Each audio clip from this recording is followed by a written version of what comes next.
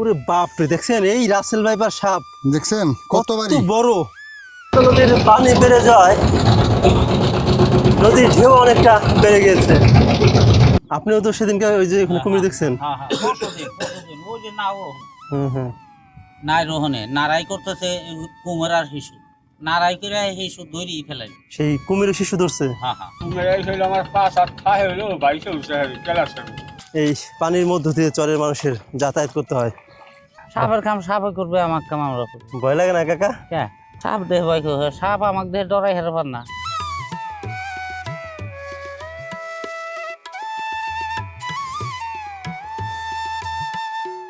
যে এই চরের একমাত্র রাস্তা কাকা, এই যে সেই আমাদের চরের কাকা। কাকা ভালো আছেন? ভালো ভালো আছেন কাকা? ভালো কাকা কি পানও খান না? কাকা পান খামনে বুইরা মাসে কাম হইতে পান খাওয়া।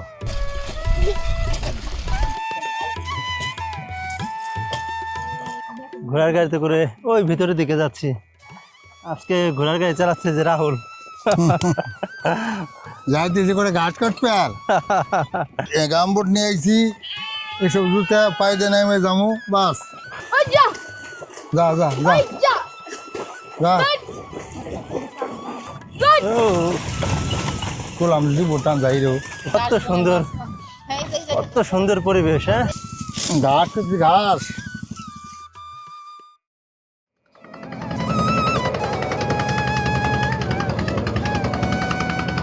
ভরা বর্ষায় উত্তাল পদ্মনদী পেরিয়ে আজ আমরা যাচ্ছি গহীন চরে। বর্ষার জলে পদ্মনদীর চরের অধিকাংশ জায়গা তলিয়ে গিয়েছে। নতুন জলে ধরা দিয়েছে নতুন আতঙ্ক। পদ্মনদীর জলের সাথে এসেছে বিশাল আকৃতির বহু কুমির, আর ডাঙায় বেড়েছে সাপের রাজত্ব। জলে কুমির আর ডাঙায় সাপ, সারাক্ষণ আতঙ্কে কাটে চরবাসীর জীবন। চর তলিয়ে যাওয়ায় যাতায়াতে চরবাসীকে পড়তে হয়েছে চরম বিপাকে। বর্ষায় চরের ছেলেমেয়েদের স্কুলে যাওয়া আসা প্রায় হয়ে গিয়েছে বন্ধ। আসলে চরের মানুষদের জীবন মানেই এক ব্যতিক্রম সংগ্রাম। বন্ধুরা, আজকের ভিডিওতে আমরা তুলে ধরেছি জলে কুমির আর ডাঙায় সাপের সাথে চরের মানুষদের বেঁচে থাকার এক বাস্তব জীবনযুদ্ধ। তাই ভিডিওটিতে একটি লাইক দিয়ে সম্পূর্ণ দেখতে থাকুন।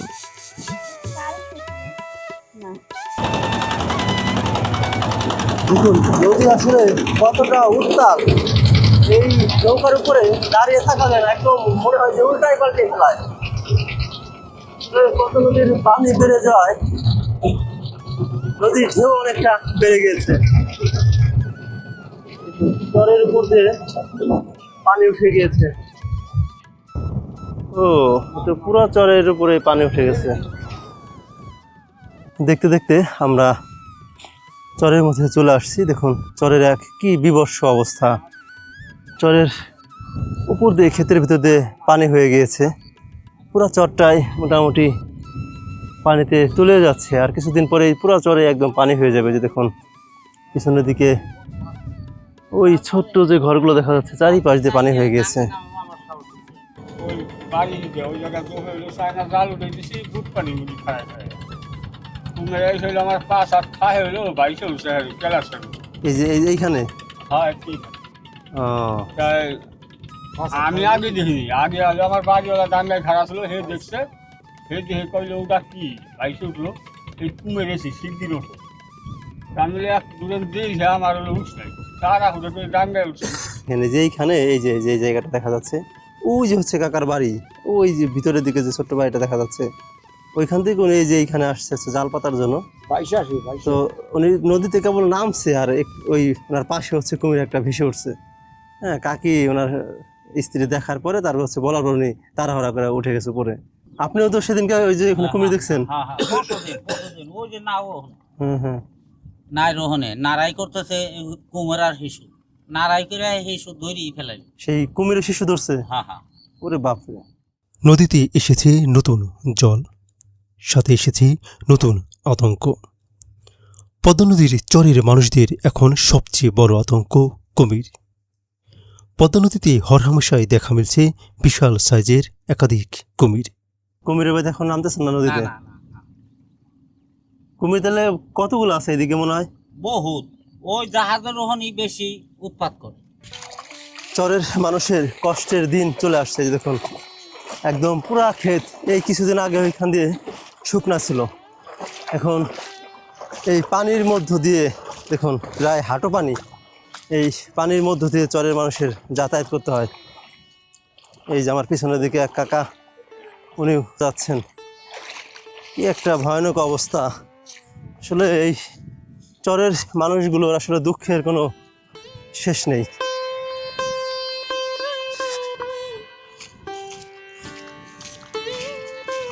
ও কি কাদা! এই যে দেখুন কাকা, আসবেন কখন আবার? না আপনি তো চরেই থাকেন না? আজ আর আসবো না। আজকে থাকবেন এখানেই? হ্যাঁ হ্যাঁ, খাওয়া দাওয়া করবেন কোথায়? এই যে খাবার নিয়ে আসি। খাবার নিয়ে আসছেন না? আজ আর আসা বসা নাই, আসা বসা হারা। আমরা এখন এই কাকার সাথে দেখুন চরের মাঝখান দিয়ে হেঁটে যাচ্ছি। কাকা, চরে যখন পানি বাড়ে তখন তো সাপ ঠাপ অনেক বেড়ে যায় না? হ্যাঁ হ্যাঁ কিছুদিন আগে তো শুনলাম ওই খুশির বাজারের দিকে একটা লোক মারা গেছে না, হ্যাঁ হ্যাঁ, সাইনবোর্ডের দিকে সাপের কামড়ে। ওই ভিতরের দিকে? ওই দেখায় কামড়ে। ও এই এখান দিয়ে আছে পানির দেখে এখান পানি হয়ে গেছিল। এখান দিয়ে এই দেখেন এই কয়েকটা সাপ বড়িয়েছে, মারবার সাহস পাইনি। বড় বড়? বড়। রে বাপরে! এই যে দেখুন কি কাদার মধ্য দিয়ে এই চরের মানুষের যাতায়াত করতে হয়। এই চরের মধ্য দিয়ে একটা রাস্তা হচ্ছিল, সেই কাজটা আসলে কমপ্লিট হয় নাই। রাস্তাটা যদি কমপ্লিট হইতো এই ঘাট পর্যন্ত, তাহলে ওনাদের আসলে কিছুটা হলেও কষ্ট কমতো। কি একটা ভয়ানক অবস্থা দেখুন। কাদাপানির মধ্য দিয়ে এচরের কয়েকজন বাসিন্দার সাথে হাঁটতে লাগলাম। এচরে আজকে আসার মূল উদ্দেশ্যই হচ্ছে বর্ষায় চরবাসী কতটা কষ্টে তাদের জীবনযাপন করে সেটি আপনাদের মাঝে তুলে ধরতে।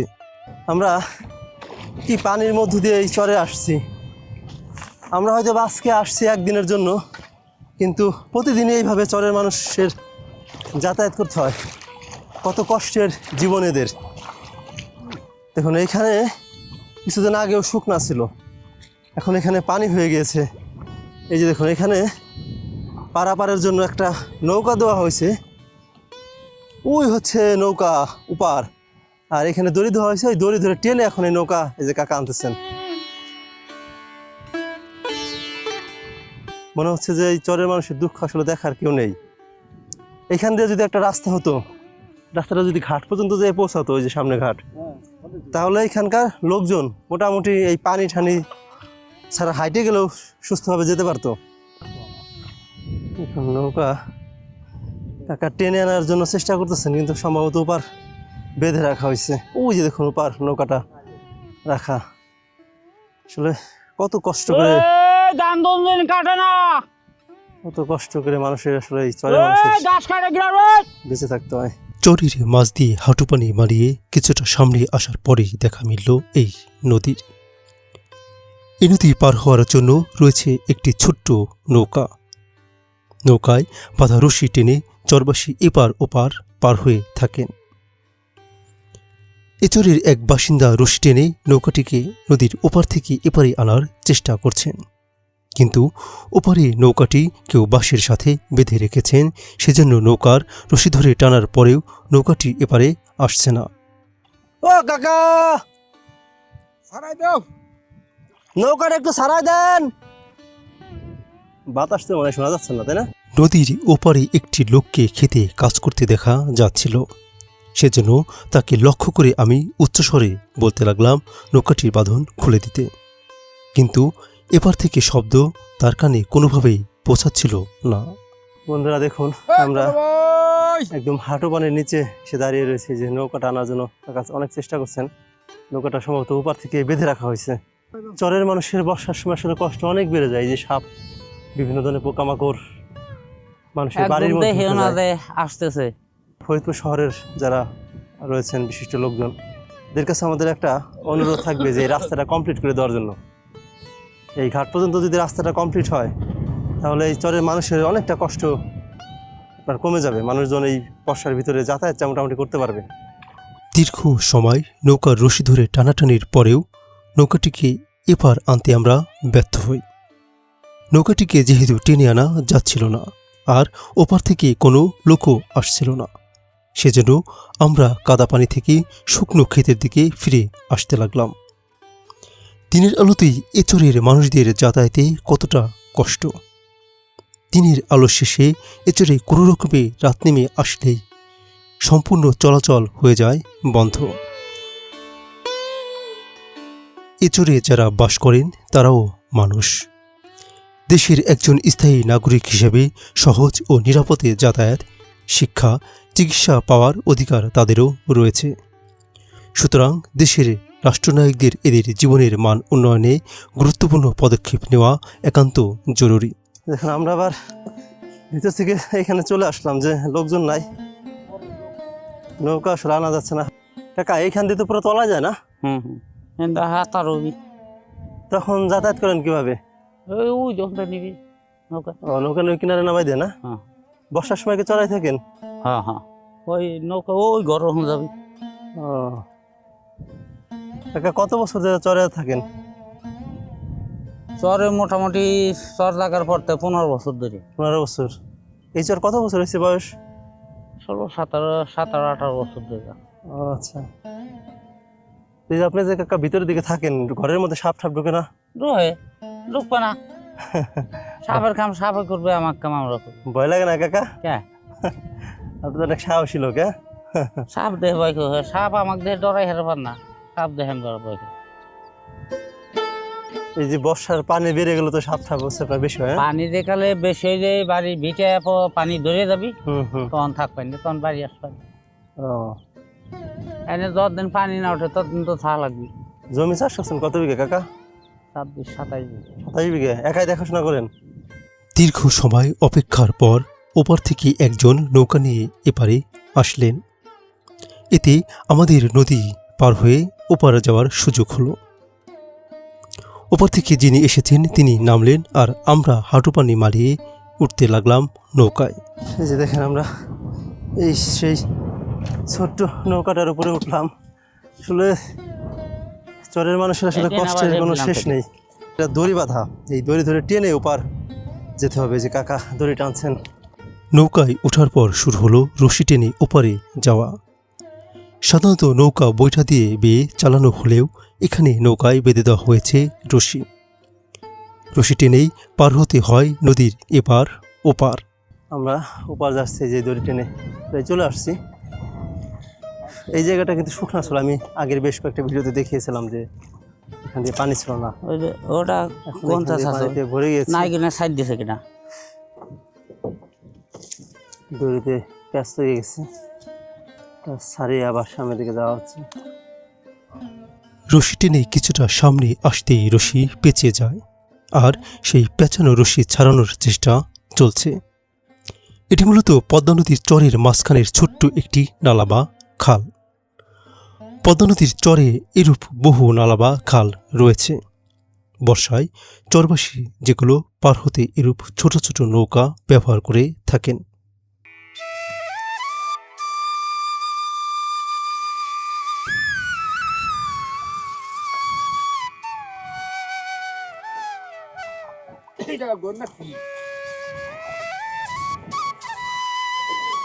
কোন বান্ধ নাই,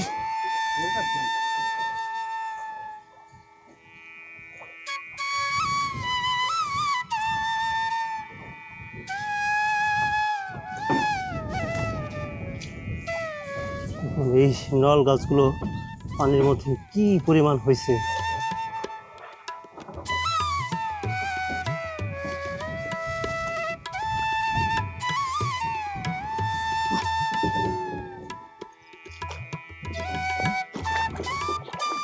এই যে আমরা দেখতে দেখতে এই নদীটাও পার হয়ে চলে আসছি। এই হচ্ছে চরের একদম মাঝের অংশ।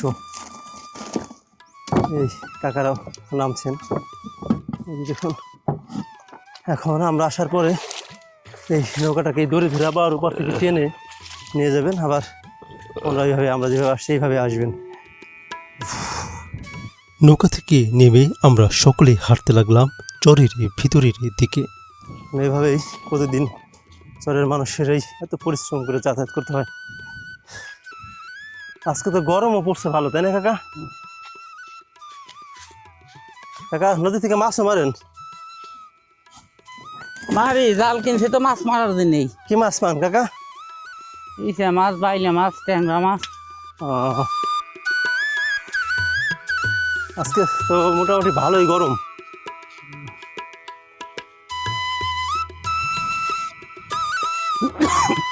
85,000 টাকা জাল কিনছে। 85,000 টাকার? ওরে বাপরে। দেখুন কাকা 85,000 টাকার জাল কিনছে, আবার 25-30 বিঘা জমিও চাষ করেন। হ্যাঁ,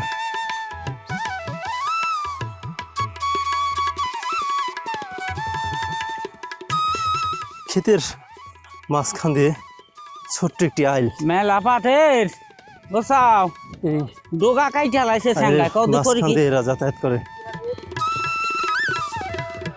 এখান থেকে পানি হয়ে যায় কাকা? হ্যাঁ, এখানটা হাতার রবি। ওরে বাপ,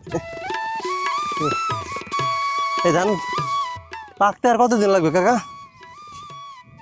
ভাদ্র মাসে হইলে পাইকে যাবি। এই মাসের ভিতরে ধান হইলে যাবি। ও, থর হয়ে গেছে কাজ। এগুলো তো আপনার পানির উপর দিয়ে ভেসে থাকে? হ্যাঁ, খরা হইলে স্যাঙ্গা গুনে ছাইড়ে যাইছে। পাটে, হ্যাঁ পাটে তো স্যাঙ্গা লেগে গেছে। যত খরা হবি তত টাকাতে স্যাঙ্গা ছাইড়ে দিবি।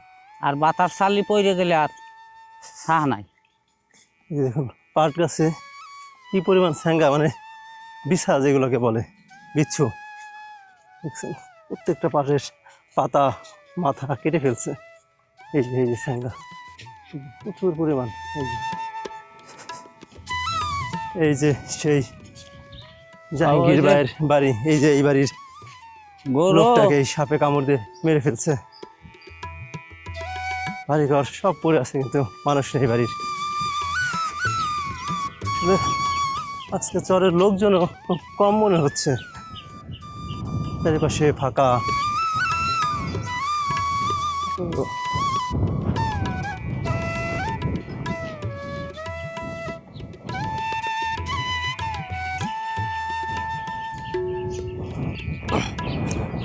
যে এই চরের একমাত্র রাস্তা, কিন্তু রাস্তাটা কমপ্লিট হয়নি। দেখুন এই রাস্তাটা যদি ঘাট পর্যন্ত যেত তাহলে চরবাসীর একটু স্বস্তি মিলত। এগিয়ে যাচ্ছি ফরিদপুর সাদেপুর চরের নির্মাণাধীন একমাত্র মাটির রাস্তা দিয়ে। এই রাস্তাটির কার্যক্রম এখন সম্পূর্ণ বন্ধ। ভালো কোনো রাস্তা না থাকলেও এ চরে প্রতি মৌসুমে ব্যাপক হারে বিভিন্ন ধরনের ফসল ফলানো হয়, যেটি দেশের অর্থনৈতিক উন্নয়নে বড় ধরনের ভূমিকা রাখে। সুতরাং এই চরবাসীর উৎপাদিত ফসল সহজে বাজারজাতকরণ ও যাতায়াতের কথা বিবেচনা করে এ চরের সর্বোচ্চ বন্যা লেভেল ধরে এই রাস্তাটি সম্পূর্ণ করতে চরবাসীর প্রাণের দাবি।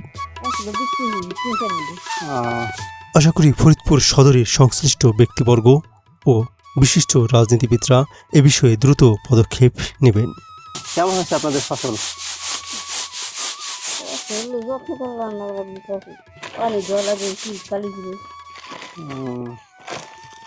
এই দেখুন এগুলো হচ্ছে কালিজিরা, এই চরেরই চাষ করা কালিজিরা। চরের মাছ দিয়ে হেঁটে কিছুটা সামনে আগাতেই চোখে পড়ল গ্রাম বাংলার হাজার বছরের ঐতিহ্য কোলা দিয়ে ফসল পরিষ্কার করার অসাধারণ দৃশ্য।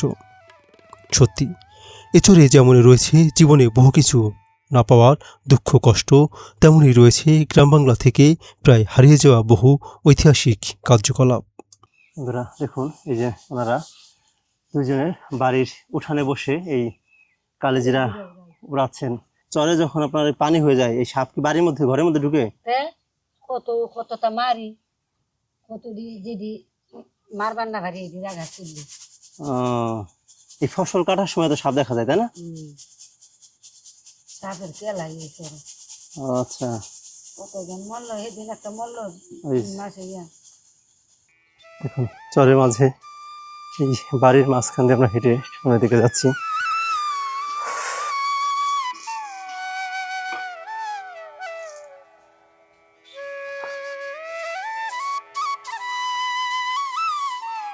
ও কাকা এইখানে তিলি করতেছেন?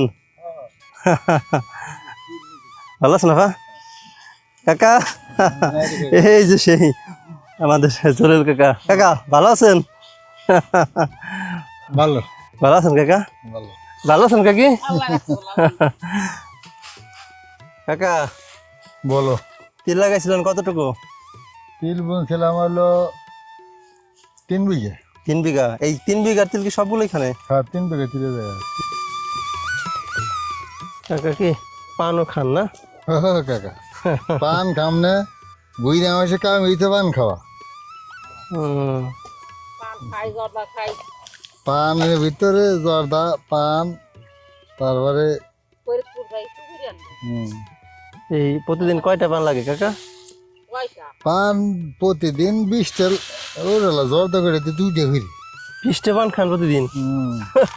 20টা তো হয় না, হুম, হয় না, হয় না, হয় না, হয় না। কাকিও তো পান খায় না? কাকি কয়টা খান? এও আমার সেই বিয়ে করে বাই আর কি, আর বেশি খায় আর কি। আচ্ছা, বেশি খায় আর আর কি পানে একটা প্রতিযোগিতা লাগে আর কি। মানে স্বামী স্ত্রী কি করে সন্তান বড় বইলে দুইজনে পান খাওয়ার প্রতিযোগিতা চলে? প্রতিযোগিতা লাগে আর কি। উনি যে কটা খাই আর আমি কটা খাই পারি। পান খাও না? চরের মাঝে এই যে ছোট্ট একটা গাছের নিচে, এটা কি জিকা গাছ না? এই জিকা গাছের নিচে বসছে আর এই যে কাকি এই যে এখানে আপনার তিল উড়াচ্ছেন আর এই যে পাশে বসে কাকা পান খাচ্ছেন। মাদুরি করতে হ্যাঁ এই যে দেখুন কি চরের কি শীতল বাতাস, আসলে এই বাতাসে বসে মানে ঘুম চলে আসতেছে, এতটা মানে ইয়া লাগতেছে। বাতাস মানে কেমন একটা কোমল একদম শীতল মনে হচ্ছে আমার কাছে।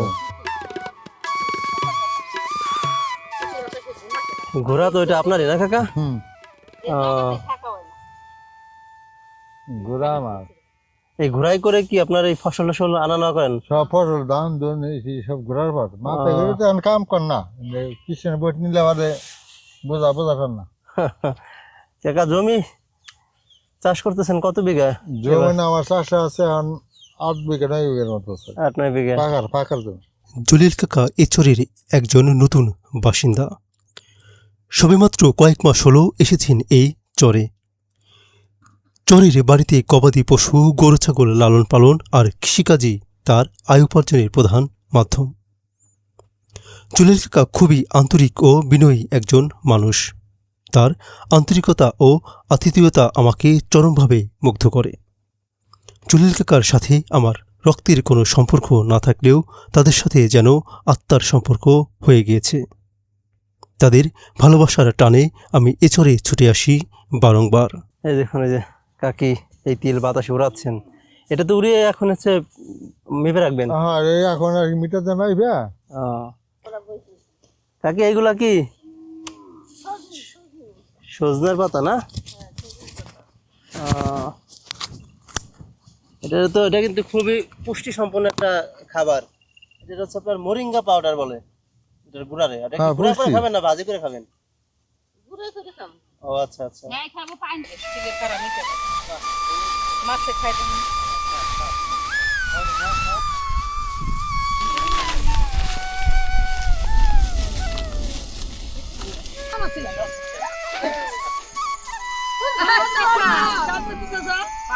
মুক্ত বাতাসে কাকি তিল ওড়াচ্ছে, সাথে সাহায্য করছেন জলিল কাকা ও তার ছেলে রাহুল।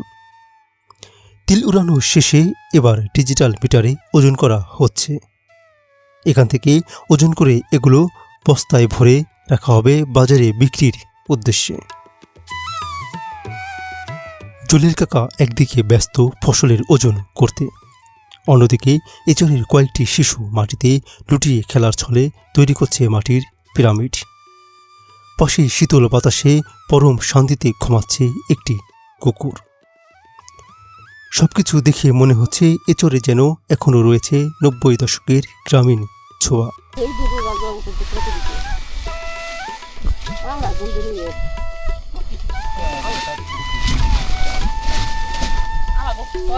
মনে করুন তো নিয়ে রাখুর বাড়িতে মোবাইল টিপো না। না না তুমি আমার মোবাইল হ্যাং হয়ে গেছে লইছে না তার সঙ্গে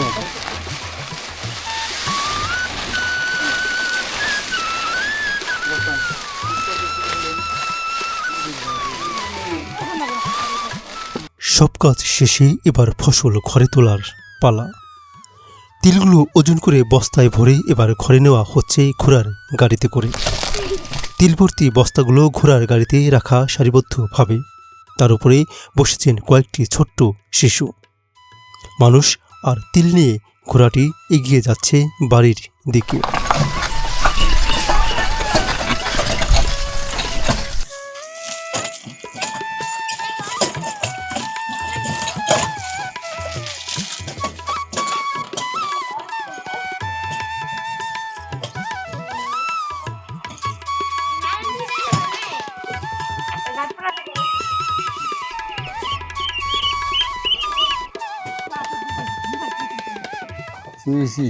এই দেখুন আমরা ঘোড়ার গাড়িতে করে ওই ভিতরের দিকে যাচ্ছি। আজকে ঘোড়ার গাড়ি চালাচ্ছে যে রাহুল। এই যে কাকা, হ্যাঁ এই যে আমাদের জলিল কাকা। যাইতেছি করে ঘাট কাটবে আর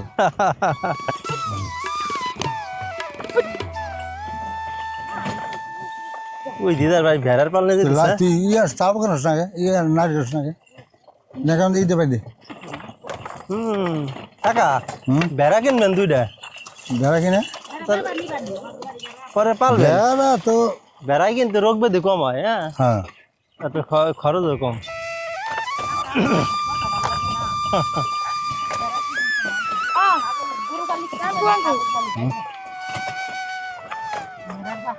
দিদার বাড়িতে অনেক ভেড়া আছে। কাকা হুম ঘাস কাটবার কত দূরে যাবেন? এই তো এইটা পারি দিয়ে আর কি সামনে জঙ্গলে নেমে যাও আর কি আবাজান জঙ্গল ওই জঙ্গলে নেমে যাবো। এই জুতা আনছি গামবুট। গামবুট নিয়ে আইছি এসব জুতা পাইতে নেমে যাবো বাস ও সিনেমা আনে নেমে যাবো। ঘাস কাটার সময় কি কাকা সাপ ঠাপ পরে? হ্যাঁ সাপ মানে সর্বনাশ। এই যে দেখুন কাকার একদম পুরা ফ্যামিলি চলে আসছে। এই যে কাকার ছেলে রাহুল, এই যে ছোট ছেলে, এই যে ঘোড়ার গাড়িতে করে এই গাড়ি। এই কি কাদার ভিতরে যাবে এই গাড়ি? হ্যাঁ হ্যাঁ হ্যাঁ, হ্যাঁ এবার দিনে ও এই কাদার ভিতরে গাড়ি চলে যাবি? হুম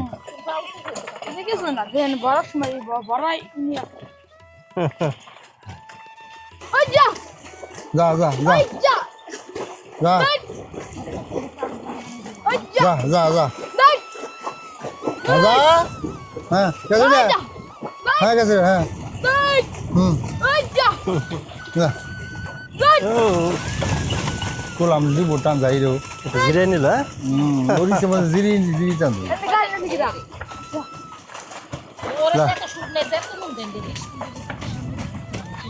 মানে ও জিরিয়ে যে টানটা দিব সিরে বেড়ে জেনে কোহিনী চরের ছোট্ট রাস্তা ধরে ঘোড়ার গাড়িতে করে জলিল কাকা সপরিবারে যাচ্ছেন ঘাস কাটতে। আমিও হয়েছি আজ তাদের সঙ্গী।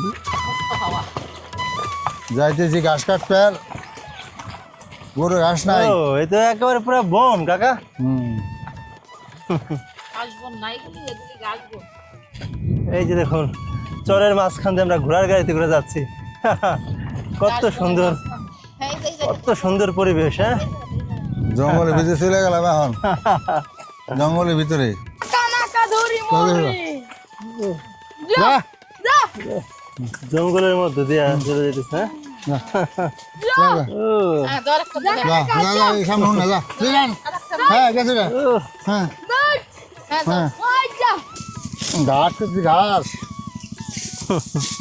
এই যে দেখুন আমাদের সেই জলিল কাকা হুম চরের মাঝে আসছে, ঘাস কাটছেন উনি আর ওনার ছেলে। কাকা হ্যাঁ কি অবস্থা কাকা? আর কাকা রে ভিতরে না ঘাস ঘাস কাটাইছি গরুর জন্য ঘাস কাটতেছেন? হ্যাঁ হ্যাঁ এই যে দেখেন, এই যে পয়সা পয়সা সাপ, ওই সাপ। গার উপর দিয়ে দেখেন ওরে বাপ রে, দেখছেন এই রাসেল ভাইপার সাপ দেখছেন কত বাড়ি বড়। দেখছেন তাহলে কি যা আমরা বসবাস করি কোন জায়গায় গাছটা কাটছি আমার ঘরে আগে শুধু আল্লাহ, তাছাড়া আমার ঘরে আর কোনো মালিক নাই। দেখছেন কি কি পরিমাণ আমার চেয়েও এক হাত বড়। হ্যাঁ আর তো আছে গুড়া আছেই। দেখেন এই যে আর রাসেল কি ব্যাপার মোটা সাপটা, তাই না? হ্যাঁ জলে কুমির, ডাঙ্গায় সাপ। পদ্মা নদীর চর যেন এক বিশাল আতঙ্কের জায়গা। ঘাস কাটা শেষে ঘাসগুলোকে ঘোড়ার গাড়িতে করে এবার বাড়ি ফিরবেন জলিল কাকারা। দেখতে দেখতে পদ্মা নদীর গহীন চরে নেমে এসেছে সন্ধ্যা। সন্ধ্যার আগমনে এবার বাড়ি ফেরার পালা। সারাদিনে দোকান করা শেষে কামাল ভাই হাঁটছেন আমার আগে আগে। আমি তার পিছন পিছন হেঁটে আগাচ্ছি পদ্মা নদীর দিকে। কিছু দূর আগাতে সামনে পড়ল চরের মাঝে সেই ছোট্ট নদীটি। এবারও আমরা এই নদী পার হব ওই ছোট্ট নৌকায় করে। রশি ধরে টেনে আনার পরে সবাই উঠতে লাগলেন নৌকায়।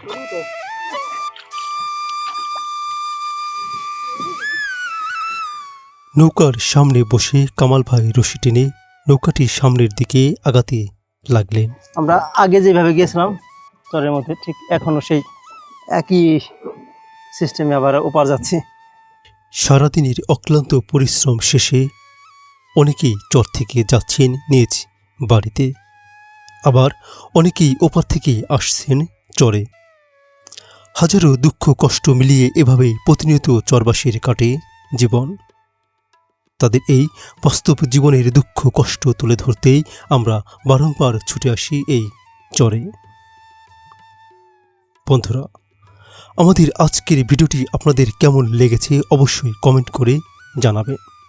ভিডিওটিতে একটি লাইক দিবেন এবং আমাদের চ্যানেলটি সাবস্ক্রাইব করে ভিডিওটি আপনার প্রিয়জনদের মাঝে শেয়ার করে রাখবেন।